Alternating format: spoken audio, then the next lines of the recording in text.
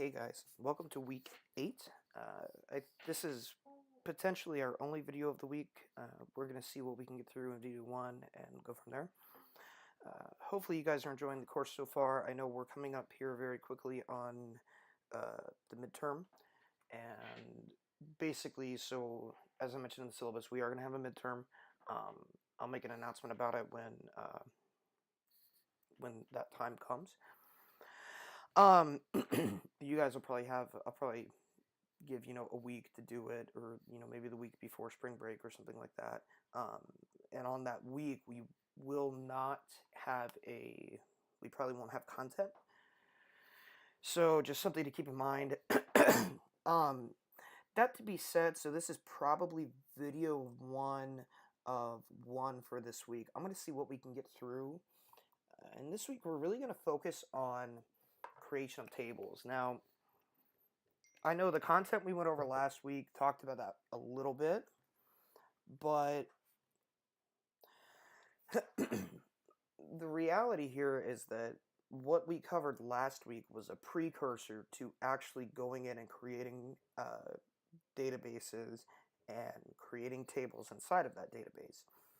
And that to be said, let's just jump right into it, right? So we can create databases and tables and sequences and functions and procedures and triggers and views, the latter of which we're going to go over later in the semester. So we're not going to worry about sequences. We're not going to worry about functions. We might cover functions since we've done functions already. We're not going to worry about procedures or triggers or views. That's all stuff we're going to go over later in the semester. So what I want to focus on today is I want to focus on databases or database creation, table creation, altering tables, dropping tables, etc. So, excuse me. Let's jump right into it. So, if I want to create a database, and as you remember, so a database is like a master Excel sheet it's like a master Excel document in which we have sub-sheets, i.e. our tables. So to create a new database is pretty simple. We have to start our when we name our new database, we have to use a valid identifier, right? And so what I mean by a valid identifier is the first character of our database name has to be a letter, or more specifically a Unicode letter, an underscore, an @ sign, or a number symbol. Everything else is invalid, right? So I can say, at Northwind _2 as a valid table name, or as a valid database or table name. Whereas I can't say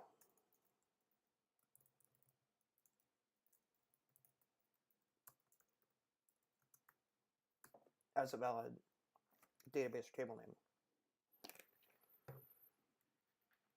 So that to be said, when we go to create a database, it's pretty simple, right? So really all we have to do is say create database Northwind new. We'll call it Northwind new. And so now if I go into my Object Explorer and I refresh, if I can find it, it's hiding from me, but I know it's in here.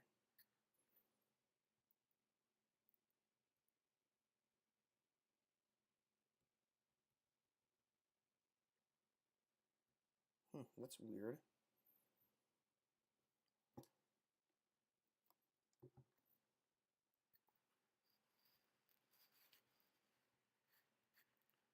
Oh, you know what? I bet it's showing up because it is empty. And so let's just jump into creating tables and see if we can get that to show up in the Object Explorer. So when we go into creating tables, we're going to use a similar syntax to what we used with create database, which is create table. Now, we're going to be adding attributes to our create table statement, some of which will impact the entire table, some of which will impact just a column. Now, we're going to be adding things like, we're going to be doing things like not null, null, primary key, identity key. If you guys remember from earlier in the semester, an identity key is an auto-incrementing column. So let's jump in and create some new, let's jump in and create a new table in our Northwind new based on the orders table. So we'll say create table orders. Well, first, let's say use Northwind new.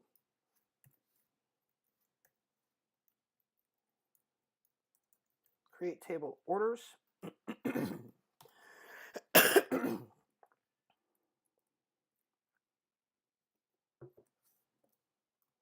Order ID int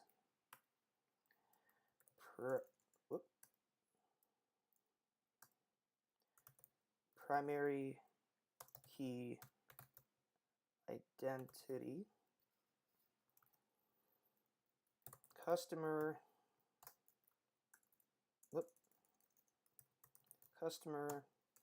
ID int not null. And you'll notice, since customer ID is not null, but it's not an identity, or you notice I didn't specify null or not null on order ID, but I did on customer ID. And the reason being, since order ID is a primary key and it's an identity key, there's not really a need to. Or it's more implicitly defined that I don't need to specify I don't need to specify null or not null for a primary identity key. Employee ID int not null, say order date, and that can be nullable. And then what else do we want to add here? I don't want to add all of these, but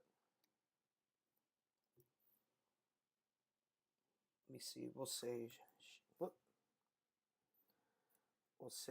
ship via int not null.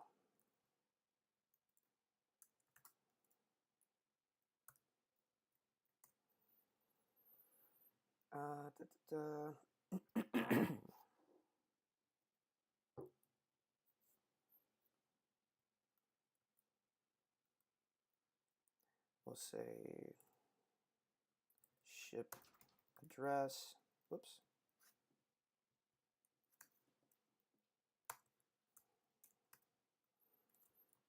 We'll make that a var char. 60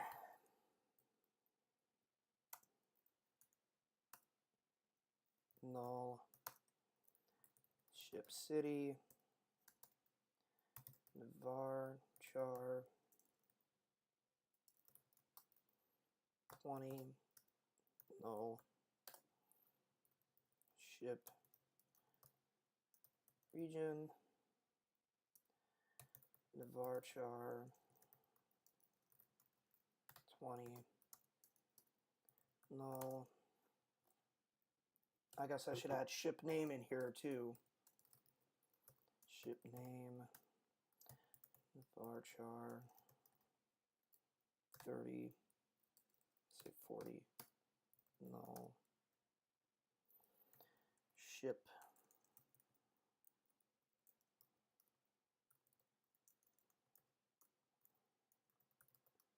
postal code make that zip code.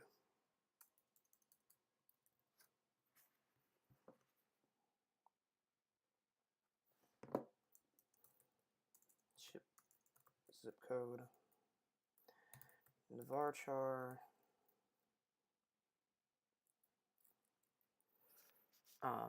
And actually, so this is a case of, this is what I was talking about earlier, where I can restrict what I put in here to a limit, right? So I could say navarchar and say I only want 5-digit zip codes. No. Navarchar.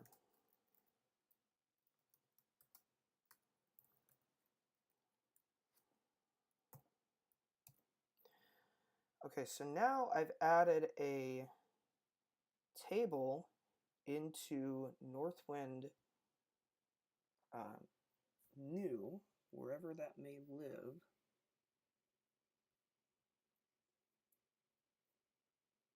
I don't know why it's not showing up in here.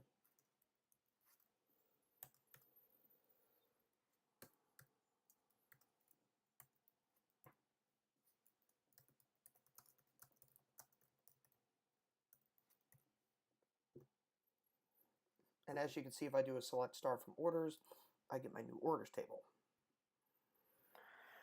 So that is the create table.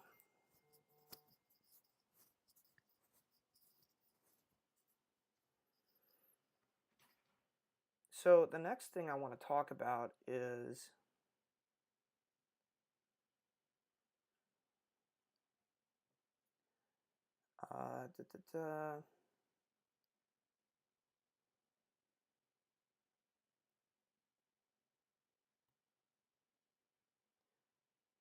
talk about we'll talk about constraints here really quick. And so constraints are things like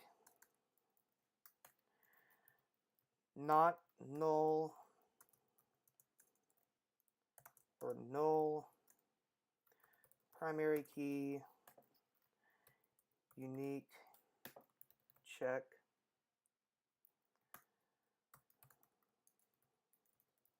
foreign key, if I can type today, whoops,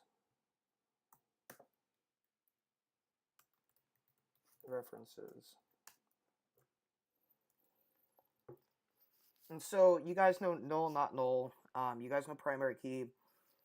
Unique just ensures that each row in the table has a unique value for that column.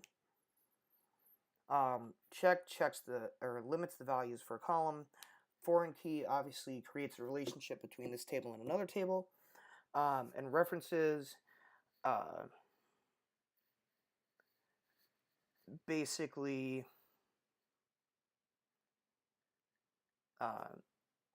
creates a pseudo relationship between a column in a new table and a column in a related table. So we've gone over most of these. I'm not going to spend too much time talking about these.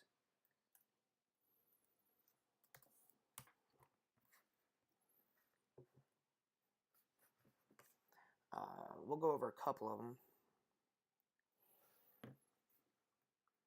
Well, yeah, we'll go over a couple of them. Okay. So let's create another one for, let's create another table for order details. So create table order details, order ID int, primary identity,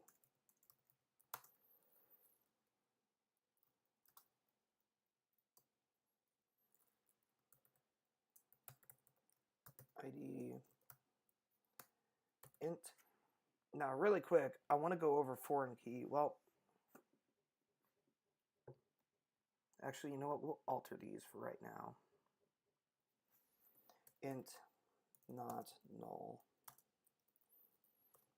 unit price,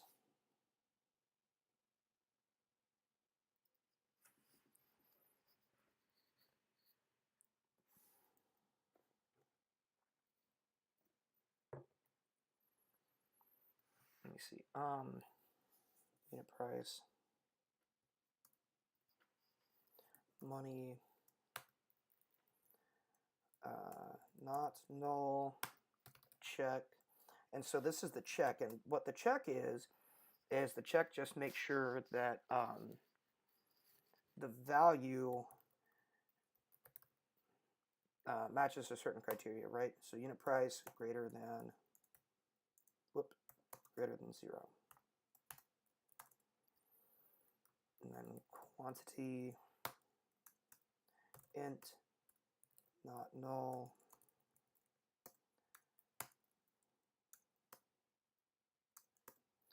check, quantity greater than 0. Discount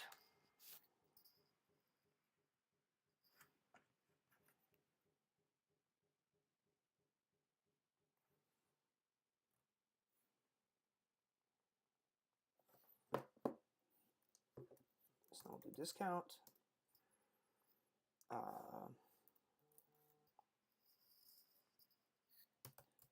float no, not null, and then one thing I want to do is I want to give a default value, and that's something I didn't add here before.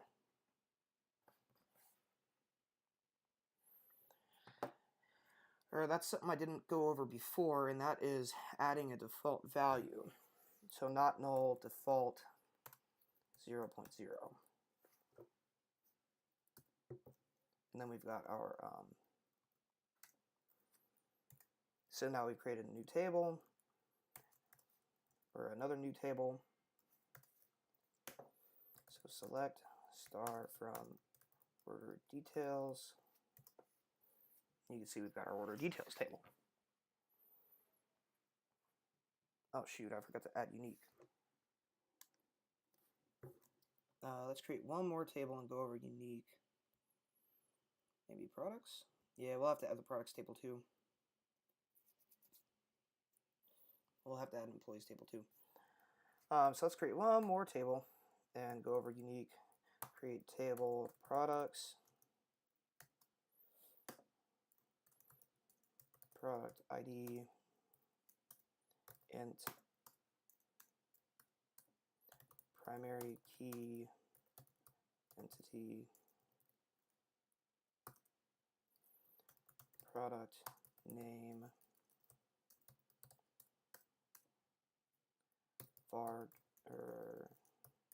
varchar 50, not null, unique.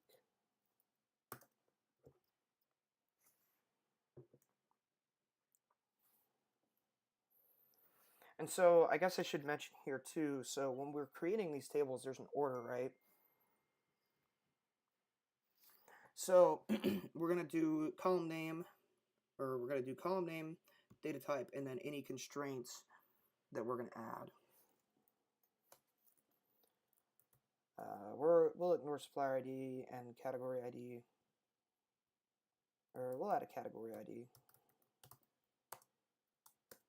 Int, not null.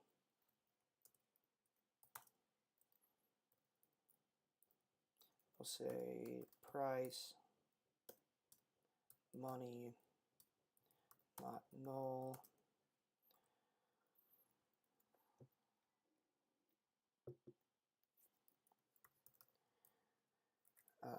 Units in stock, int, not null.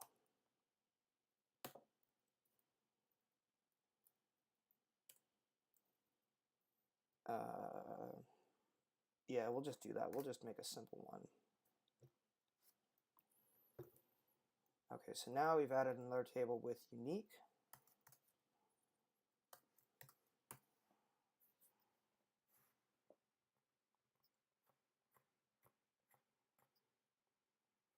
see.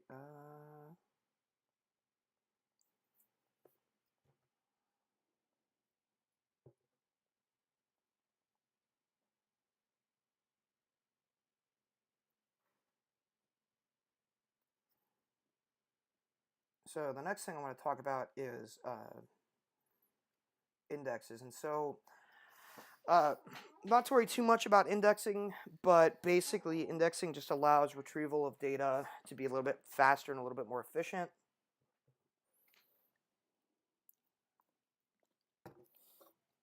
And so creating indexes is pretty easy.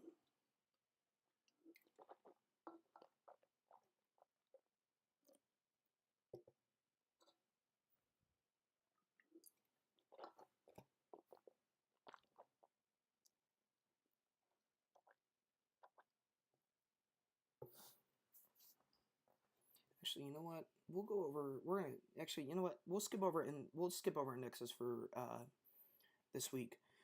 Right now, let's go over. Let's jump into foreign keys. Well, let's jump into altering tables first.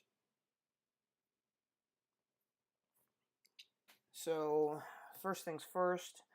Let's go over dropping databases and dropping tables. So by dropping, I mean basically dropping is deleting. So if I say create database foobar and I run that, and then I do drop, actually, and then we'll do create or use foobar. Now that's so weird that. Yeah, what's up? Yeah, but I can pause it. Yeah, hey guys. This is gonna be part 1 of video 1. I'm gonna pick this back up here in just a minute.